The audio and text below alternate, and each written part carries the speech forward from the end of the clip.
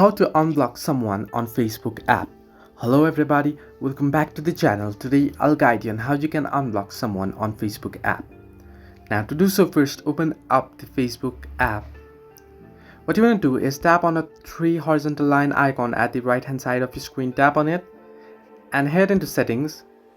Once in settings, scroll down below and under audience and visibility you can find the option blocking. Simply tap on it and you'll be able to see all your blocked people here.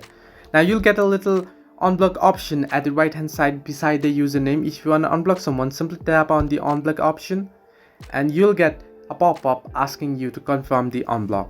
Simply tap on unblock and the user will get unblocked. So this way you can easily unblock someone on Facebook app. Hope this helped you. Do like and subscribe, and do not forget to leave a comment down below if you have any further issues.